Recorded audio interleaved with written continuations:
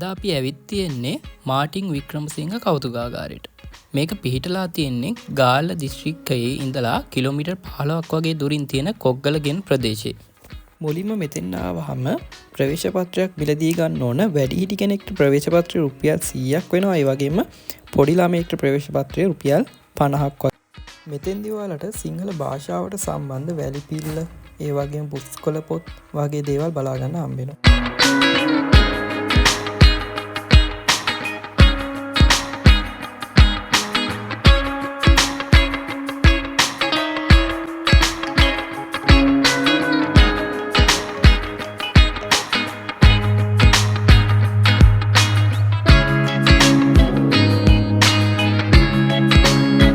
මෙතනදී අපිට විවිධ ජන ඇදහිලි වලට ආශ්‍රිතව සම්බන්ධ විවිධ රූප, විවිධ මේවලම් බලා ගන්න හම්බ වෙනවා.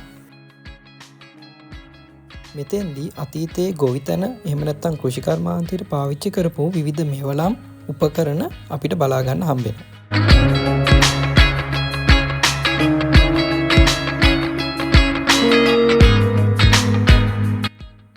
මෙතෙන්දී අපිට ඈත අතීතයේදී කෘෂිකර්මාන්තයට හානි කරපු සතුන් පළවා හරින්න යොදාගත් උපක්‍රම, මේවලම් වගේ දේවල් පවා අපිට මෙතෙන්දී බලා ගන්න හම්බ වෙනවා.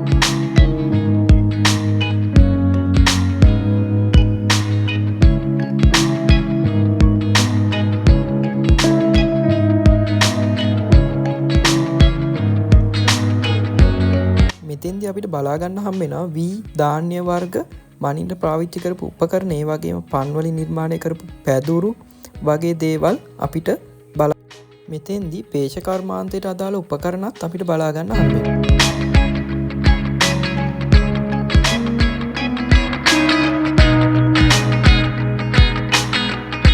මේ අපිට බලා ගන්න හම්බ වෙන්නේ දීවර කර්මාන්තයේදී මාළු අල්ලන්න පාවිච්චි කරන විවිධ උපකරණ.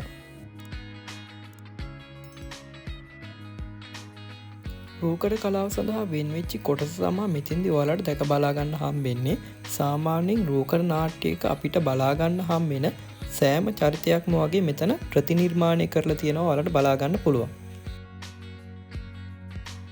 ඒ වගේම මෙතෙන්දී වෙස් මූණු, ඒ වගේම රූකඩ නාට්‍ය සඳහා පාවිච්චි කරන බෙර වගේ විවිධ ද්‍රව්‍ය මෙතෙන්දී අපිට බලා ගන්න පුළුවන් වෙනවා.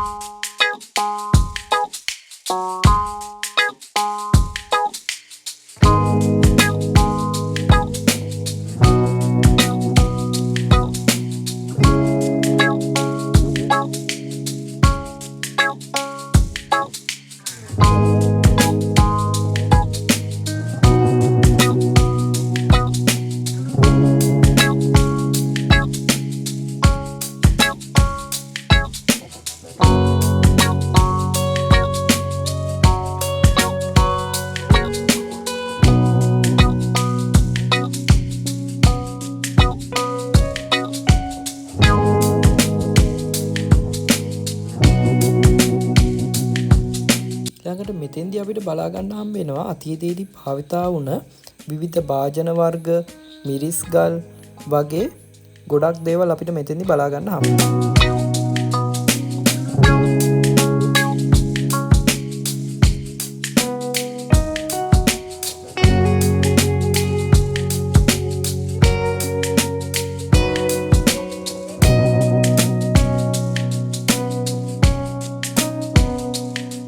ඔයාලට මෙතෙන්දී බලා ගන්න හම්බෙන්නේ අතීතයේදී භාවිතා වෙච්චි විවිධ ආභරණ වර්ග කිහිපයක්.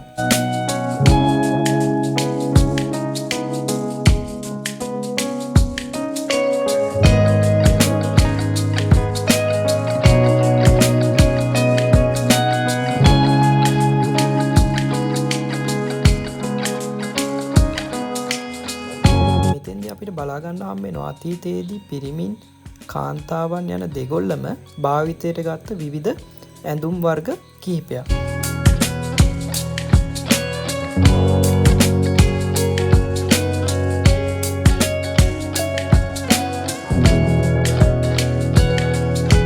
මෙතෙන්දී අපිට බලා ගන්න පුළුවන් අතීතයේදී පාවිච්චි කරපු මෝල් ගස්, වංගෙඩි වගේ කුරක්කන් අඹරන්න පාවිච්චි කරපු ගල් වගේ දේවල්.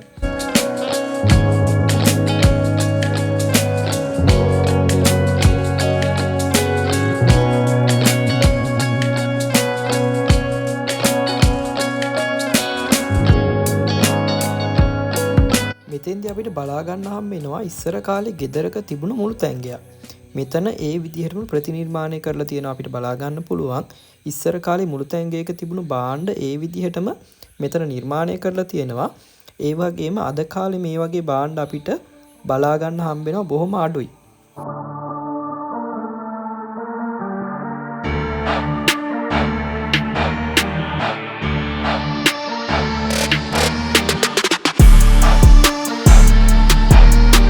මෙතන තියෙන්නේ යකඩ හා ලෝහ කර්මාන්තයේදී නිෂ්පාදනය කරපු විවිධ උපකරණ විවිධ භාණ්ඩ වර්ග අපිට මෙතෙන්දී බලා ගන්න හම්බ වෙනවා.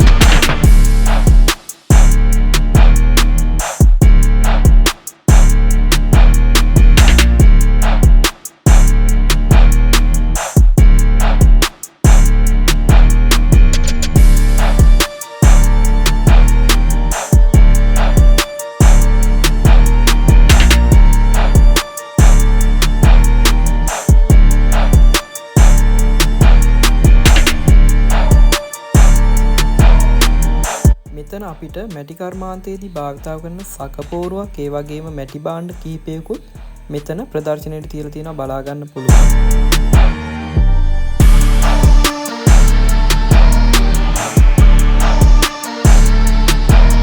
මෙතෙන්දී අපිට බලා ගන්න පුළුවන් සුළං ආධාරයෙන් ක්‍රියාත්මක වෙන යපස් උණු කරන උඳුනක්.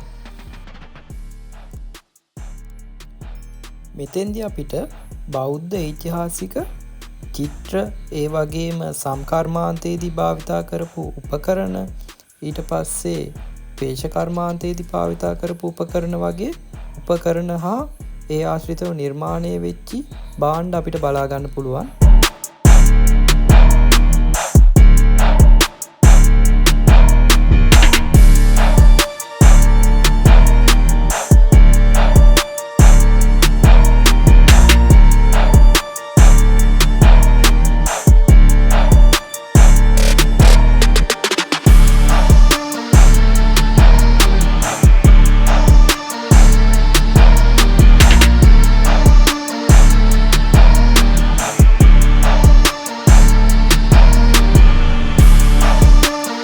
අපිට අතීතයේදී විවිධ ආගම් විවිධ සංස්කෘතීන් වලදී භාවිතයට ගැනුණු කාන්තා පිරිමි කියන දෙපාර්ශ්වයටම අයත් ඇඳුම් ආයිත්තම් ප්‍රදර්ශනය කරලා තියෙනවා අපිට බලා ගන්න හම්බ වෙනවා.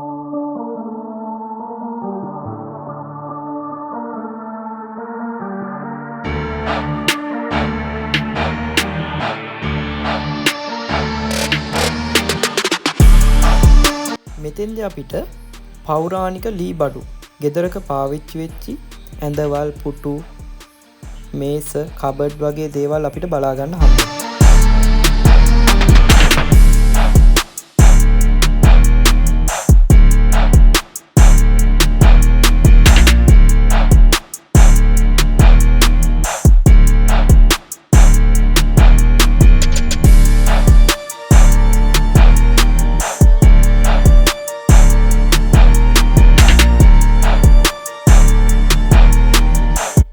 මෙතෙන්දී අතීතයේදී ගමන් බිමන් සඳහා යොදාගත් දෝලාවන් ඒ වගේම ගැල් කරත්ත වගේ දේවල් අපිට බලා ගන්න පුළුවන්.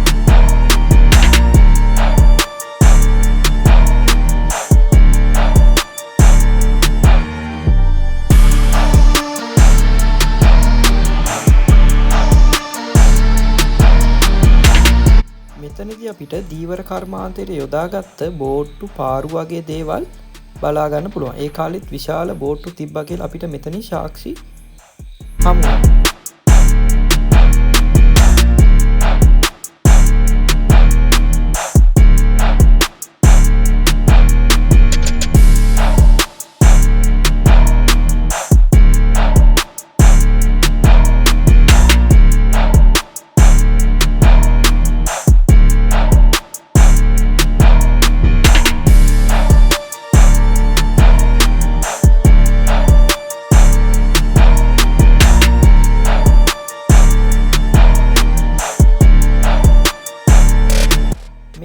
බලා ගන්න හම්බෙන්නේ මාටින් වික්‍රමසිංහ මහතාගේ උපන් ස්ථානය. එහෙම නැත්නම් උපන් ගෙදර.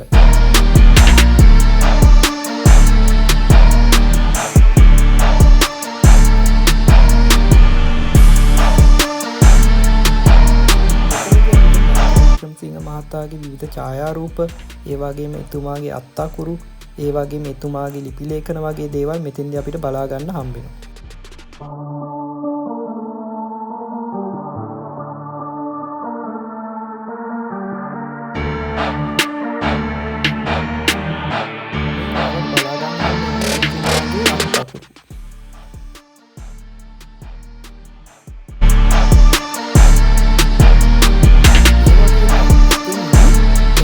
ගාවදී තියෙනවා වෙනම බුක්ෂොප් එකක්. එතෙන්දී ඔයාලට මාර්ටින් වික්‍රමසිංහ මහත්තයා විසින් රචනා කරපු විවිධ පොත් වර්ග මිලදී ගන්න පුළුවන්.